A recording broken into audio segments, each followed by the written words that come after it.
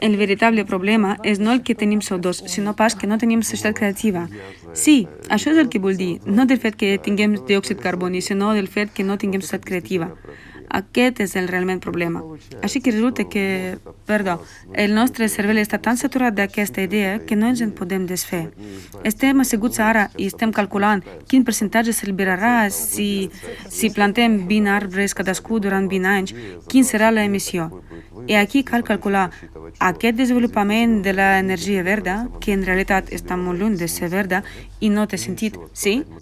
Novament, enganxem l'energia verda.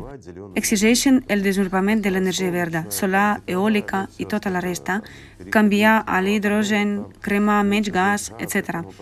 Ara, simple aritmètica. Ens apropem ràpidament a una greu crisi, la crisi climàtica.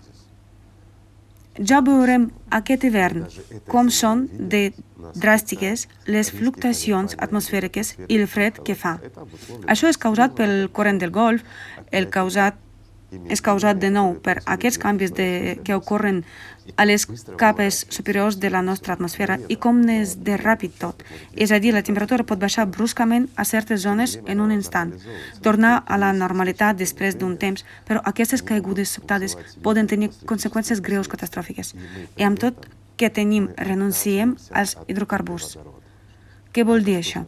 Significa eliminar les centrals tèrmiques que no es poden construir en un dia si cal, sí? Deixarem el gas a causa del que hi ha algo solar allà.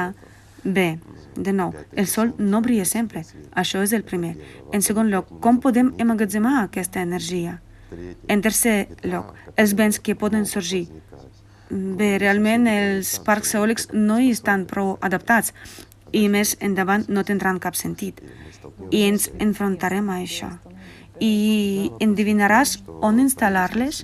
No es tracta de que vents forts i ratxats simplement es inutilitzaran, fins i tot amb tots els sistemes d'automatització i enclavaments. Això no és el que necessitem. El que la humanitat realment necessita ara són les mateixes centrals tèrmiques d'hidrocarburs i les centrals elèctriques ben gestionades. Sí, emeten diòxid de carboni, sí, però són necessaris i sense aquestes serà pitjor. A més, les nuclears petites, bé, hi ha les estacions compactes. Els científics ja les estan desenvolupant.